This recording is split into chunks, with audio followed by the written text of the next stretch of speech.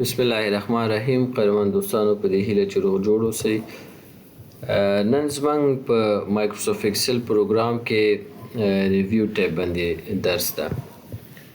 تېره ورځ موږ ډیټا ټیب مکمل خلاص کړی او نن به ریویو ټیب د پروفینګ څخه شروع کړو. ګورئ، په پروفینګ کې لومړی ما سره سپیلنګ دی. کله هم چې زه په سپیلنګ کې غلطي کوم دی ما ته چک کوي. فرض که زه لیکم چې های، خو دې های ته زه ډبل ایچ ورکوم. دا خو اوس ما سره غلط شو. زه راځم سپیلنګ ته وایم چې دا ما ته چک که. ناٹ ان ډکشنري وایي چې دا په ډکشنري کې نشته. دا های چې تا په څه رقم لیکلی دا په ډکشنري کې نشته. سجیسشنز موږ تا ته پیشنهاد کوو چې دا های په دې شکل ولیکي، یعنې دا های چې تا کوم لیکلی دا ډکشنري کې نشته او دا یې صحیح دی. نو که چه ورته ووایې چې چینج، نو دا به ورته چینج کړي. اوکې، ګوره های درته جوړ که. خو که چېرته زه راشم دلته فرض که ګوډ ولیکم،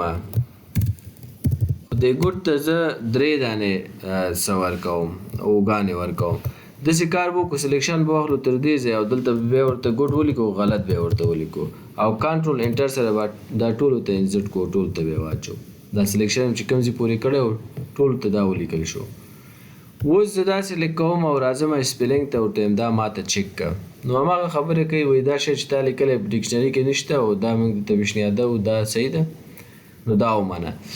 نو که ته ورته وایې اګنور ونس، نو چې کله دا ورته ووایو ګورې د دې یو نه تېر شو، هغه یې اصلاح نه کړه. که ورته وایم اګنور ونس، ګوره دې نه تېر شو، دا یې هم اصلاح نه کړه. که ورته وایم اګنور آل، ټولو نه به تېر شي، همدغه حالت کې به یې درته پرېږدي، یعنې اصلاح به یې نه کړي درته. خو زه ورته وایم نه، سپیلنګ ته راځم.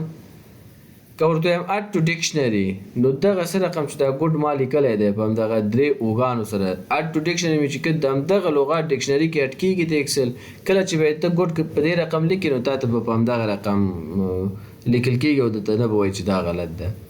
که چینج ورته ووایم، ګورې چینج مې ورته ویل یو یې راته جوړ کړه. که چینج بیا ورته ووایم دا 2 هم جوړوي. که چینج ورته ووایم دا 3 هم جوړوي. خو که چینج آل ورته ووایم نو دا ټول به ماته بیا جوړ کړي. چینج آل به کومه؟ اوکې، ګورې ټول یې راته جوړ کړه. نو دا موږ سره وو د سپیل چک خبره، چې هر کله هم موږ او تاسې سپیلنګ غواړو چک کړو، نو دلته په ریویو کې په پروفینګ کې چک کولی شو. بله خبره د تیزارس ده. دلته موږ تیزارس څخه هدف دا دی، ګورئ دا مترادف کلمات موږ او تاسې ته پیدا کوي. فرض که زه نایس لیکم، نایس صحیح دی، غواړم د دې مترادف کلمات وګورم. تیزارس ته راځم، ګورئ د مترادف کلمات دي: انجوایبل، اګریبل، پلیزنټ، ګوډ، فاین، لولی، امیوزینګ. لکه د مترادف کلمات دي، لکه معنی یوه ده خو شکلونه یې سره بدل دي. نو هر کله هم چې ستاسې د یو لغات، انګلیسي لغات مترادف کلمات په کار او سینونیمز، تاسې کولی شئ چې د تیزارس له طریقه هغه وګورئ.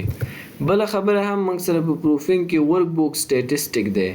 په دغه کې چې موږ اوس کار کوو دا شیټ 1 او د ورک بوک 1 دی، صحیح دی. دا زموږ د ورک بوک لومړی شیټ دی. په دې کې موږ څه لیکل کړي، سټیټسټیک باندې کلیک کوم، دا موږ ته ټول معلومات راکوي. کرنټ شیټ، اینډ اف شیټ، J11، سیلز ویت ډیټا واویا دی، ټیبلز نشته پکې، فرمولا نشته، او لکه دا ټول معلومات موږ تاسو ته راکوي. بل هم موږ سره اکسس چک اکسیسیبیلیټي دی. دا خو موږ مخکې درسونو کې هم ویلی چې کله ستونزه ولري نو دلته موږ تاسو ته بیا وایي چې دغه څه ایشیو لري که نه لري، دا کوم پرابلم ستاسو دغه شیټ لیکل لري که نه لري. همدا ډول آلټ فارمټ از ا ټیبل کولی شو چې همدغه ډیټا یو ټیبل ته واړو چې اوکې ټیبل ته وړي، لکه دا هغه شی نه دي چې موږ مخکې ویلي. بل موږ سره دلته سمارټ لوک اپ دی. ګوري سمارټ لوک اپ موږ سره داسې کوي، فرض که زه لیکم چې کابل، او چې کله انټرنیټ ما سره وصل دلته سلیکشن اخلم، سمارټ لوک اپ ته راځم. چې کله سمارټ لوک اپ ته راغلم دغه د کابل په اړه به ما ته ډېر معلومات دلته راکړي چې کابل کوم ځای دی، د کوم هیواد پورې مربوط دی، پایتخت دی او څه ښېګڼې لري او عکسونه یې هم راوړي مفصل معلومات دلته موږ تاسو ته راکوي. که چېرته ورته افغانستان ولیکي، که چېرته ورته امریکا ولیکي، استرالیا ولیکي، هر څه چې ورته ولیکي یا فرض که ورته ولیکي چې د هیوادونو څخه پرته ورته ولیکي، فلاورس ورته ولیکي، لان ورته ولیکي، هر څه چې ستاسو ذهن کې راځي تاسې ورته ولیکي، د هغې په اړه عکسونه هم درکوي او معلومات هم درکوي. خو ټرانسلیټ به یې معنا یې ورکوي. فرض که زه دلته لیکمه چې بای، صحیح دی، زه وایم د دې معنا څه دی، ټرانسلیټ یې که ماته. خو چون ما سره اوس انټرنیټ نشته، دې کې انټرنیټ شرط دی، انټرنیټ باید ته ولرې. دلته لیکي هم چې باید انټرنیټ کنیکټیویټي ته ولرې، چې انټرنیټ سره وصل اوسي به د دې معنا درکوي. لکه مختلفې ژبې به راځي، په هره ژبه چې معنا غواړي چې وګوري به کولی شي چې دا کار وکړي. بله خبره موږ سره د کمنټ فرض که دغه لیکل موږ کړي، دغلته راځمه او یو کمنټ ورته ورکوم. دلته به ودرېږو او کمنټ به ورته ورکړو. فرض که دا زموږ کمنټ شو، همدا ډول دلته درېږم او دلته هم کمنټ ورکوم، دا هم زموږ کمنټ شو، او بیا هم دلته درېږم او راځم دلته، دا هم زموږ کمنټ شو. همدا ډول دلته درېږم او نیو ته راځم، دا هم زموږ کمنټ شو. دلته راځم او نیو، همدا ډول دا هم کمنټ شو. لکه مختلف کمنټس ما ورته ورکړه.